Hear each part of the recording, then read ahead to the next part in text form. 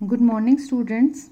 बच्चों, जैसा कि तुम्हें पता है कि हम गाइड को यूज़ किए बिना एनसीईआरटी की बुक्स में से टॉपिक को पढ़ते हैं, उसका क्वेश्चन बनाते हैं और उसका आंसर लिखते हैं। तो आज हम तुम्हारी सोशियोलॉजी के सेकंड लेसन में से ये तुम्हारा टॉपिक है साक्षरता, उसी के अंदर से उसी को क्वेश्चन और आंसर लिखेंगे। तो हमारा क्वेश्चन क्या बनता है, साक्षरता के गुणों की व्याख्या करते हुए भारतीय साक्षरता दर की व्याख्या करें। बच्चों, जिस लाइन को मैंने अंडरलाइन किया हुआ है तुमने उसी को लिखना है और जो अंडरलाइन नहीं है वो लाइनें नहीं लिखनी है। यहाँ से आंसर स्टार्ट होगा तुम्हारा भूमिका। शिक्षित होने के लिए साक्षर होना जरूरी है, यानी कि अगर तुम शिक्षित होना चाहते हैं तो तुम्हें पढ़ा लिखा होना जरूरी है। तुम्हें पता होना चाहिए साक्षर क्या होता है। साक्षर का मतलब होता है वह व्यक्ति जो किसी भाषा में साधारण संदेश को पढ़ लिख और समझ सकता है। ये किसने कहा है? संयुक्त राष्ट्र संघ जनसंख्या आयोग के अनुसार ये परिभाषा दी गई है। भूमिका यहाँ से स्टार्ट हो गई है। शिक्षित होने के लिए साक्षर होना जरूरी है। साक्षरता ही शक्ति संपन्न होने का एक साधन है। अगर तुम कोई पावर अपने हाथ में लेना चाहते हो, शक्ति संपन्न बनना चाहते हो, शक्ति चाहते हो, तो तुम्हें साक्षर होना बहुत जरूरी है। जनसंख्या जितनी अधिक साक्षर होती है, आजीविका के कमाई के उतने ही विकल्प, उतने ही ऑप्शन उसके पास होते हैं। अलग अलग वो चूज कर सकता है मुझे कौन सा ऑप्शन लेना है कमाने के लिए। इसके गुण हम यहाँ से स्टार्ट करेंगे लिखना। लोग ज्ञान आधारित अर्थव्यवस्था में उतना ही अधिक हिस्सा ले सकेंगे अगर वो साक्षर होंगे, जितना अधिक वो साक्षर होंगे। नंबर 2, स्वास्थ्य के प्रति उनकी जागरूकता बढ़ जाएगी। सदस्यों की जो साक्षर लोग हैं उनकी सांस्कृतिक और आर्थिक कल्याण कार्यों में भी सहभागिता होगी। सहभागिता मतलब पार्टिसिपेशन कर पाएंगे। नेक्स्ट पैरे में तुम लिखोगे स्वतंत्रता प्राप्ति के बाद जो साक्षरता है उसमें सुधार आया है। हमारी जनसंख्या का 2/3 हिस्सा अब साक्षर है। साक्षरता दर को भारत की जनसंख्या समृद्धि दर के मुकाबले में संघर्ष करना पड़ता है। जनसंख्या समृद्धि दर यानी कि जन्म दर माइनस मृत्यु दर।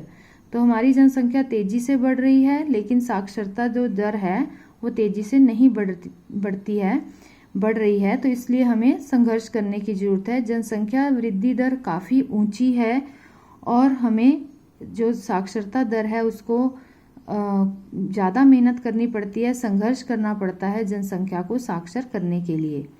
नई पीढ़ियों को साक्षर करने के लिए हमें अत्यधिक मेहनत की ज़रूरत है।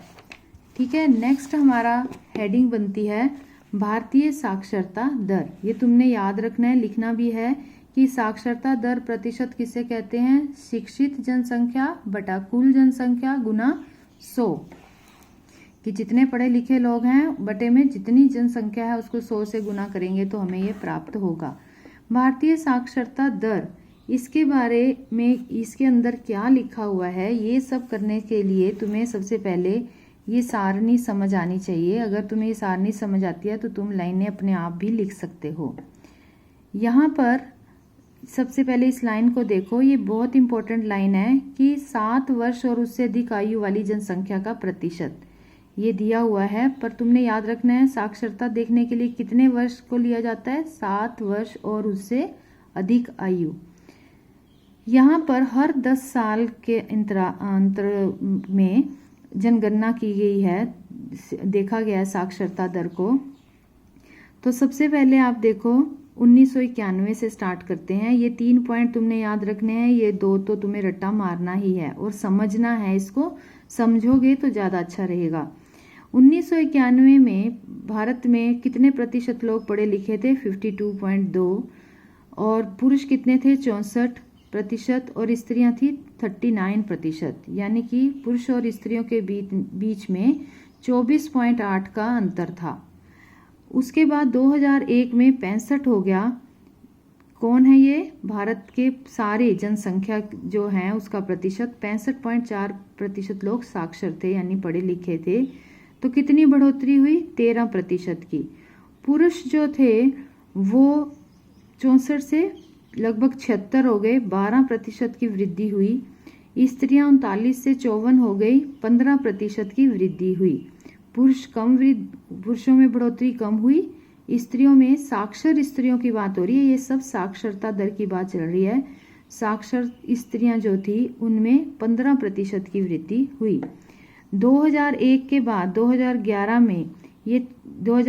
में जो साक्षरता दर है वो उसमें कितने थे? 74% लोग थे, पुरुष 82%, यानी कि 6% की वृद्धि हुई, और स्त्रियां 65%, 10% की वृद्धि हुई। तो अगर तुम इसको ध्यान से देखो, जो पुरुष हैं उसमें कम वृद्धि हो रही है, स्त्रियों में ज़्यादा वृद्धि हो रही है। तो वो किस लिए है कि स्त्रियों को शुरू से ही, स्टार्टिंग से ही शिक्षा दी जाती है। इसी लाइनों को इस क्वेश्चन में यहाँ पे सारा लिखा हुआ है और यही इसका आंसर है, भारतीय साक्षरता दर का। ये इतना बड़ा क्वेश्चन कभी आता नहीं है, लेकिन 3 नंबर का या 4 का या छोटा क्वेश्चन इसमें से बहुत उठाते हैं, इन पॉइंट्स में से ये जो डिटेल है। तो ये तुमने याद करना है, अपने आप ही तुम्हारे सारे क्वेश्चन अटेम्प्ट हो जाएंगे। यहाँ से हम लिखेंगे, स्त्रियों में साक्षरता दर पुरुषों के मुकाबले में 22% कम है। ये कब की बात कर रहा है? 22% कम है, 2001 में बात कर रहा है। 2001 में इन दोनों में 22% की कमी है, स्त्री पुरुष में। स्त्रियों में साक्षरता पुरुषों के मुकाबले अधिक तेजी से बढ़ रही है। हमने अभी देखा, स्त्रियों में साक्षरता अपेक्षाकृत नीचे स्तर से बढ़नी शुरू हुई है। 1991 से 2001 में 15% की बढ़ोतरी हुई, पुरुषों में 12% से कुछ कम बढ़ी है, और 2011 में कुल जनसंख्या में 9% की बढ़ोतरी हुई, पुरुषों में 6% की बढ़ोतरी हुई, स्त्रियों में 10% की बढ़ोतरी हुई। ये सारा सारणी में जो लिखा हुआ है वही यहाँ पे लिख दिया इन्होंने, तो इसी से ही हमारा आंसर बनता है। अगर हम ऐतिहासिक दृष्टि से देखें तो अनुसूचित जातियां और अनुसूचित जनजातियां जो हैं उनकी जो साक्षरता दर वो नीची है, स्त्रियों की साक्षरता दर और भी नीची है। केरल जो है वो साक्षरता दर में सबसे आगे है, अग्रसर, और बिहार सबसे पीछे है। साक्षरता की दर जो है उसमें असमानताएं पाई जाती हैं। ये जो असमानताएं हैं ये महत्वपूर्ण है। उसकी वजह क्या है कि अगर ये असमानताएं ऐसे ही चलती रहीं तो पीढ़ियों के बीच भी असमानता आ जाएगी। जैसे मान लो कि एक माता पिता हैं, वो शिक्षित नहीं हैं, ठीक है, तो उनको ये पता नहीं चलेगा कि उनका जो बच्चा है वो शिक्षित हो रहा है कि नहीं हो रहा है। वो इस बात से बच्चे को अच्छी तरह से शिक्षित है या नहीं उनको पता नहीं चलेगा, और नेक्स्ट जब उनका बच्चा आगे अशिक्षित रह जाएगा तो उसको भी नहीं पता चलेगा अपनी नेक्स्ट जनरेशन का। तो इस तरह से पीढ़ियों के बीच में असमानताएं आ सकती हैं। तो यहाँ तक तुम्हारा आंसर है बच्चों, ये तुमने कॉपी में लिखना है, और ध्यान रहे वही लाइनें लिखो बेटा जिसके नीचे मैंने ये लाइन लगाई हुई है, वही लाइनें लिखोगे, क्वेश्चन का बहुत सुंदर आंसर बनेगा। नेक्स्ट है हमारा टॉपिक और क्वेश्चन कि भारत में नगरीय जीवन शैली का ग्रामीण जीवन शैली से ज़्यादा महत्व क्यों है, कि शहरों का ज़्यादा महत्व क्यों है, गांव का कम क्यों है। अब तो इस कोविड-19 फैलने से और लॉकडाउन से लोग बेचारे वापस गांव की तरफ जा रहे हैं, तो इस टाइम पे ये क्वेश्चन नहीं बनता, गांव का महत्व बढ़ गया है। लेकिन ये क्वेश्चन ऐसे है कि क्यों गांव के लोग ज़्यादा शहरों की तरफ आते हैं, क्यों वो गांव से छोड़ देते हैं। तो इसकी भूमिका है कि 2001 में जनसंख्या में 2000 की जब जनगणना हुई उसमें 72% लोग गांव में रहते थे, और जो 28% लोग हैं वो शहरों में रहते हैं। ये देखो, पहले तुम इस सारणी को देखो, इसमें तुम्हें पता चलेगा 1901 की बात कर रहा है। उस समय गांव में लगभग 90% लोग थे और शहरों में 10%, 11% के करीब थे। लेकिन अब तुम देखो ये गांव के लोग कितने हैं और शहरों में कितने हैं, यानी कि गांव के लोग जो हैं वो 90 से कम होकर 69% हो गए हैं। 89 से 69 है ये लगभग, लेकिन शहरों के लोग जो हैं वो बढ़ गए हैं, 10 से 31 हो गए हैं, लगभग 3 गुना जनसंख्या बढ़ चुकी है।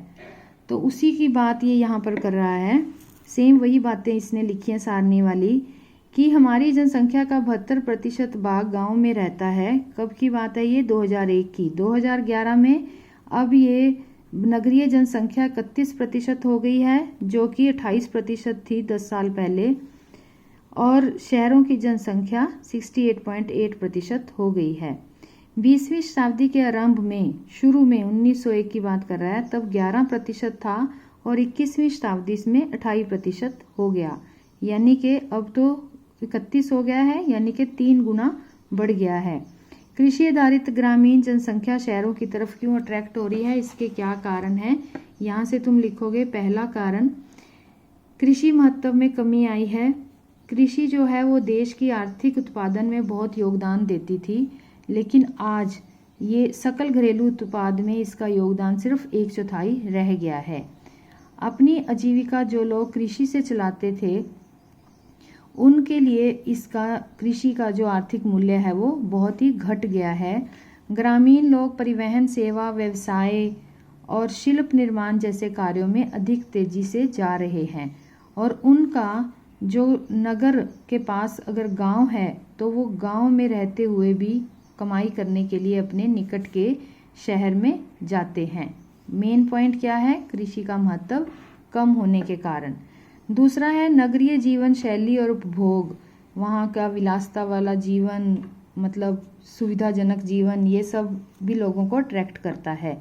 रेडियो, टेलीविज़न, समाचार पत्र, जनसंपर्क, जनसंचार में गांव के क्षेत्र में रहने वाले लोग नगरीय क्षेत्रों के उपभोग की तस्वीरें देखते हैं, वहाँ की तड़क भड़क और सुख सुविधाओं को देखते हैं, और वैसा ही जीवन पाने की लालसा में वो नगरों की तरफ आ जाते हैं। थर्ड पॉइंट है जनसंक्रमण, जनसंचार।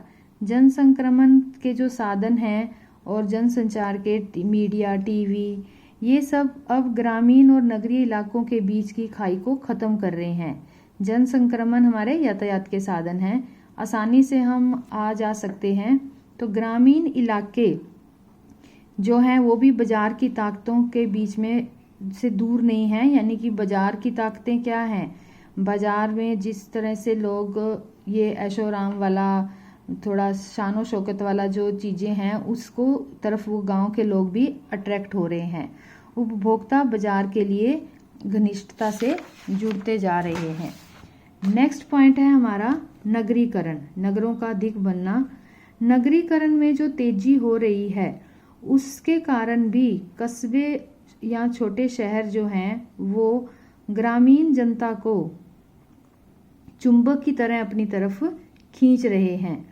जिन लोगों को ग्रामीण इलाके में काम नहीं मिलता वो काम की तलाश में शहरों में चले जाते हैं, इसलिए भी उन्हें अपने गांव छोड़ने पड़ते हैं। क्यों? क्योंकि उन्हें काम नहीं मिलता गांव में। साझी संपत्ति की कमी, ये 5th पॉइंट है। साझी संपत्ति क्या होती है? गांव में साझी संपत्ति क्या होती है? जैसे तालाब हो गए, जंगल हो गए, नदियां हो गई, तो ये कम होती जा रही हैं। पहले साझे संसाधनों से गरीब लोग जो थे गांव में मतलब अपना अच्छा से गुजारा कर लेते थे, वो अब ये जो साझी संपत्ति है ये निजी संपत्ति का रूप धारण कर रही है। तालाब, पोखर जो हैं वो तो सूख चुके हैं, वहाँ वो मछलियाँ नहीं पाल सकते, जंगल काट लिए गए हैं, वो गायब होते जा रहे हैं। तो इसलिए बहुत सी चीज़ों के लिए, जैसे कि ईंधन हो गया, चारा हो गया, खाने की वस्तुएं हो गई, ये सारी चीज़ें उन्हें बाज़ार से खरीदनी पड़ती हैं। जो बाज़ार में खरीदने के लिए उन्हें नगद पैसे चाहिए, और नगद पैसे की कमाई के लिए वो गांव को छोड़कर शहरों में चले आते हैं। नेक्स्ट पॉइंट है सामाजिक कारण, गुमनामी की ज़िंदगी भी लिख सकते हो, सामाजिक कारण है ये।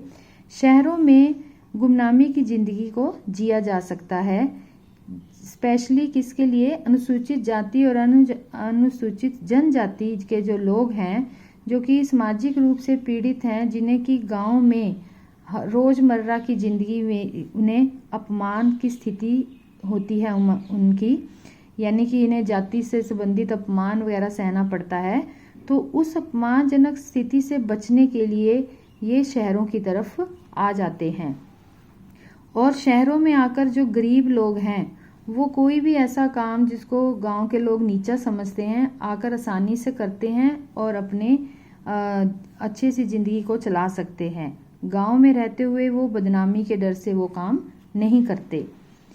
ये इसका 7वां पॉइंट है विराट शहर, मेट्रोपोलिस। विराट शहर जो हैं वो बहुत तेज़ी से फैलते जा रहे हैं। ये ग्रामीण क्षेत्र और साथ ही साथ छोटे कस्बों के प्रवासियों को अपनी ओर आकर्षित करते हैं। कौन से शहर? मेट्रोपोलिस। भारत में 5161 कस्बे और शहर हैं जिनमें 28.60 करोड़ लोग रहते हैं। ये हो सकता है डाटा 2001 का हो, अभी चेंज भी हो गया होगा। भारतीय जनसंख्या का 2/3 से भी अधिक भाग 27 बड़े शहरों में रहता है। पूरे भारत के जितने शहर हैं उनमें नहीं, सिर्फ 27 बड़े शहर जो हैं उसके अंदर ही ये लोग रहते हैं। तो इसलिए ये सारे लोग जो हैं इन मेट्रोपोलिस की तरफ अट्रैक्ट हो रहे हैं क्योंकि यहाँ पर उन्हें जो लोगों को काम आसानी से मिलता है। आगे तुमने निष्कर्ष लिखना है कि भारत में बड़े शहरों की जनसंख्या इतनी तेजी से बढ़ रही है लेकिन सुविधाएं नहीं बढ़ रही हैं। शहरों में लोगों की जनसंख्या बढ़ती जा रही है लेकिन वहाँ पर बिजली, पानी, रहना, साफ सफाई, मूलभूत सुविधाएं भी बड़ी कम मिलती हैं, वो नहीं बढ़ रही हैं। ये हमारा निष्कर्ष है। इन शहरों पर जनसंचार के माध्यमों का ध्यान प्रमुख रूप से अधिक केंद्रित होता है। टीवी मीडिया जो है वो शहरों की तरफ ज़्यादा ध्यान रखते हैं, उसी से संबंधित बातें, खबरें और उसी की ज़्यादा फिल्में, ये सारा कुछ हम देखते हैं। तो उससे क्या होता है कि भारत का सार्वजनिक, जो भारत का एक ओवरऑल चेहरा जो है वो ग्रामीण की बजाय अब नगरीय होता जा रहा है। फिर भी देश में जब भी कोई राजनीतिक शक्ति प्रदान की जाती है किसी को भी, जैसे वोट पड़ते हैं, राजनीतिक नेता होते हैं, उस शक्ति को जब दिया जाता है किसी के हाथ में तो उसमें सबसे अधिक भूमिका आज भी गांव के इलाकों की ही होती है। ये यहाँ तक तुमने लिखना है निष्कर्ष। ये सारा क्वेश्चन क्या है बच्चों कि क्यों शहरों की तरफ गांव के लोग अधिक अट्रैक्ट होते हैं। तो ये क्वेश्चन तुमने लिखना है, याद करना है और इस वीडियो को लाइक, शेयर, सब्सक्राइब करें ताकि तुम्हें मेरी अगली आने वाली वीडियो और क्वेश्चन का आसानी से अपने आप पता चलता रहे। थैंक यू बच्चे।